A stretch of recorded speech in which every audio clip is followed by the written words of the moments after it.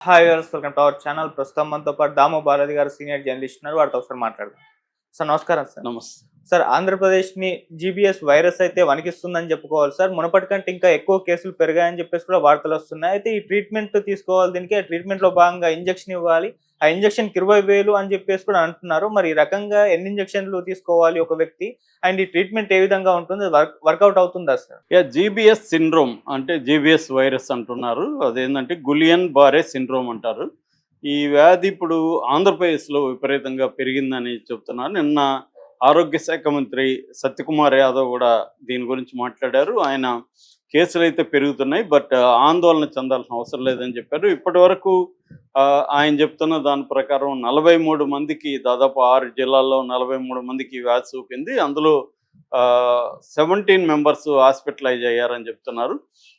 So ఆయన ఓవరాల్‌గా ఆయన చెప్పిన దాని ప్రకారం 85% ఈ వ్యాధి సోకిన వాళ్ళలో 85 మంది మామూలుగానే నయమైపోతది. ఇందులో 15% మాత్రం హాస్పిటల్‌లో చేరే పరిస్థితి, సీరియస్ ట్రీట్మెంట్ తీసుకునే పరిస్థితి ఉందని చెప్తున్నారు. దీనికి సంబంధించి ఆయన చెప్తున్నదేమంటే ఒక ఇంజెక్షన్ ఇస్తున్నాము. ఇమ్యూనోగ్లోబల్ ఆ ఇంజెక్షన్ పేరు. ఆ ఇంజెక్షన్ ఒకటి 20,000 అవుతుంది. ఒక పేషెంట్‌కి రోజుకి 5 ఇంజెక్షన్లు అవసరం అవుతుంది. అంటే ఒక పేషెంట్‌కి ఇంజెక్షన్ రూపంలో రోజుకి ₹1,00,000 ఖర్చు పెట్టాలి.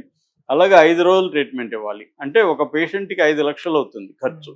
అయినా కూడా మేము భరిస్తున్నాము అని చెప్తున్నాడు. ఆయన చెప్పేదాని ప్రకారం అనంతపురం, గుంటూరు, కడప, కాకినాడ, రాజమండ్రి, వైజాగ్ ఇక్కడ గవర్నమెంట్ హాస్పిటల్‌లో ఇప్పటివరకు 749 ఇంజెక్షన్లు రెడీగా పెట్టుకొనున్నాం. హాస్పిటల్‌లో ఉన్నాయి. అవి కాకుండా హెడ్ క్వార్టర్స్‌లో స్టాక్‌లో 469 ఇంజెక్షన్లు ఉన్నాయి. సో, భయపడాల్సిన అవసరం లేదు. కేసులు విపరీతంగా పెరిగే పరిస్థితుల్లో మేము ఇంజెక్షన్లు తెప్పిస్తాం ప్రభుత్వం నుంచి అని అంటున్నాడు. సో, ఇప్పటివరకైతే మనం చూసాం కోవిడ్‌లో ఈ గవర్నమెంట్ ఏందంటే బిగినింగ్‌లో ఇలాగా మాట్లాడతారు గానీ వీళ్ళు పెద్ద ఎత్తున ప్రిపేర్ గారు. ఇదేందంటే కోవిడ్ లాగా విపరీతంగా అంటుకునే వ్యాధి అయితే కాదు.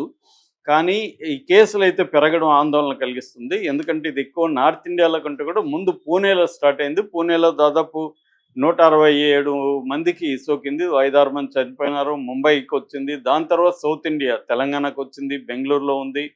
ఇప్పుడు ఆంధ్రాలో కేసులు పెరుగుతున్నాయన్నమాట. సో, ఇంతకు ముందు కూడా నేను చెప్పాను. బేసిక్‌గా ఈ జీబీఎస్ అంటారు దీన్ని. గులియన్ బర్రే సిండ్రోమ్. ఇది సింప్టమ్స్ ఎలా ఉంటాయి? మనకొచ్చిందని ఎలా తెలుస్తుందంటే, కాళ్ళ దగ్గర నుంచి సూదులతో గుచ్చినట్టుగా పెయిన్ అది స్టార్ట్ అవుతుంది. అక్కడి నుంచి బాడీ అంతా వ్యాపిస్తది. దాని తర్వాత మనం నడవలేకపోతాం, మెట్లెక్కలేకపోతాము. అట్లాగే మాటలు స్పష్టంగా రావు. ఒక్కోసారి నోరు వంకర పోయే అవకాశం ఉంది. అంటే ఇది న్యూరాలజికల్ డిజార్డర్. అంటే బ్రెయిన్ స్ట్రోక్ వస్తే ఎలాంటి సింప్టమ్స్ వస్తాయో, ఆ సింప్టమ్స్ అంతా దీంట్లో కూడా ఉంటాయి. ఇది బ్రెయిన్‌ని అటాక్ చేస్తుందనమాట బేసిక్‌గా.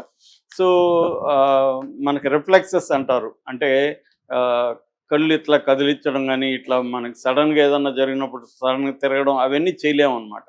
అంటే ప్రతిదీ చాలా ఎఫోర్ట్‌గా మాత్రమే చేయాలి. అంటే చివరికి నడిచే పరిస్థితి కూడా ఉండదు. ఫైనల్‌గా అది పెరాలిసిస్‌కి దారి తీస్తుందనమాట. పక్షవాతానికి వచ్చి దాని తర్వాత చనిపోయే అవకాశాలు కూడా ఉన్నాయి. అట్లాగే బ్రీతింగ్ ప్రాబ్లం కూడా విపరీతంగా వస్తుంది. లంగ్స్ మీద కూడా ఇది ఎఫెక్ట్ చూపిస్తుంది. ఇది బేసిక్‌గా సింప్టమ్స్. ఇక కాజెస్ అంటే బేసిక్‌గా ఇది ఇటు బ్యాక్టీరియల్ ఎలిమెంట్స్ వల్ల వస్తుంది, వైరస్ వల్లనూ వస్తుంది. 2 ఇవి దీనికి కాజ్ అనమాట.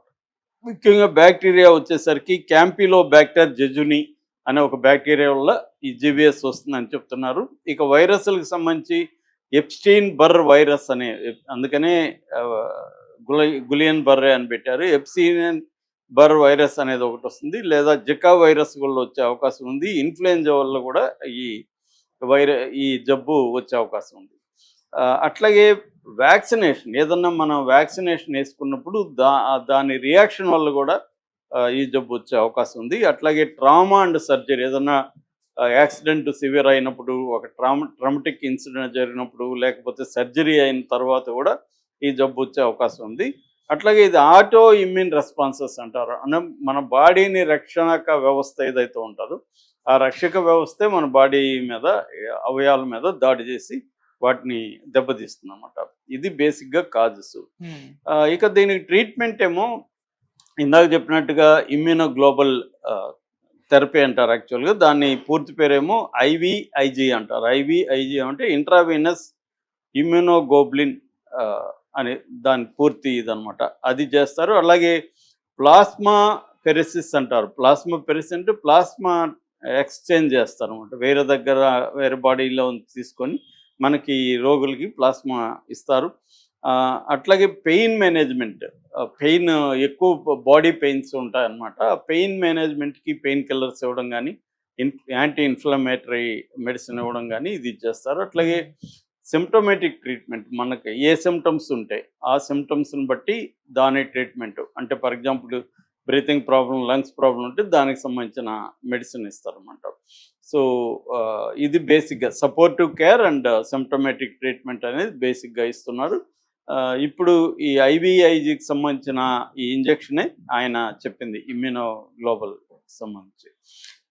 ఇక ఇది ప్రివెన్షన్ రాకుండా ఉండాలంటే, ఈ జబ్బు అసలు రాకూడదు అనుకున్నప్పుడు అసలు ఈ జబ్బు ఎలా వస్తుందంటే బేసిక్గా వాటర్ అండ్ ఫుడ్ పొల్యూషన్ వల్ల, food contamination and water contamination వల్ల వస్తుంది. ఓకే. కాబట్టి మనం వాటర్ మ్యాక్సిమం వేడి చేసుకుని తాగడం బెటరు, వేడి నీళ్ళు తాగడం బెటరు.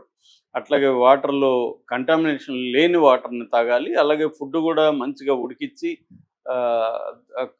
క్లీన్ చేసుకొని కూరగాయలు వాటిని అంతా కాస్త లైట్గా మన సాల్ట్ వేసుకొని క్లీన్ చేసుకొని బాగా మంచిగా ఉడికిచ్చి తినడం మంచిదని డాక్టర్లు చెప్తున్నారు. అంటే వ్యక్తిగత శుభ్రత పాటించడం, తర్వాత ఇట్లాంటి జబ్బులు ఎవరికైనా ఉందనుకుంటే వాళ్ళకి కొంత దూరంగా ఉండడం. అంటే ఇదేదో గాల్లో వ్యాపించి వైరస్లు అట్లా కాదు. బట్ ఆ జబ్బు వచ్చిన వాళ్ళతో ఉన్నప్పుడు కొంత జాగ్రత్తలు తీసుకోవాలి. మాస్కులు వేసుకోవడం ఇవన్నీ అవసరం అనేది చెప్తున్నారు. గవర్నమెంట్ అయితే దీనికి సంబంధించి జాగ్రత్తలు అయితే తీసుకుంటున్నామని ఆయన మంత్రి చెప్పారు. సో అంటే ఇది ఆందోళన చెంది భయపడిపోయి ప్యానిక్ అవ్వాల్సిన పరిస్థితి అయితే లేదు ఇప్పటి వరకు. ఎందుకంటే మామూలుగా ఇది ఎప్పటి నుంచో ఉంది, ఇది కొత్తగా వచ్చిందేం కాదు. కానీ మామూలుగా లక్షకి ఒకరిద్దరికి వస్తూ ఉంటుంది. అది ఇప్పుడు కొద్దిగా కేసులు పెరుగుతున్నాయి, అందువల్ల ఆందోళన చెందాల్సింది. మనకేందంటే ఇప్పుడు మీడియాలో ఎక్కువగా దీన్ని భయపెట్టే విధంగా ఉంటుంది. భయపడాల్సిన అవసరం లేదు, ప్యానిక్ అవ్వాల్సిన అవసరం లేదు. బట్ జాగ్రత్తలు తీసుకోవాలి. ముఖ్యంగా చిన్నపిల్లలు, తర్వాత పెద్దవాళ్ళు, అంటే ముఖ్యంగా వాళ్ళకి డయాబెటీస్ కానీ, బీపీ కానీ,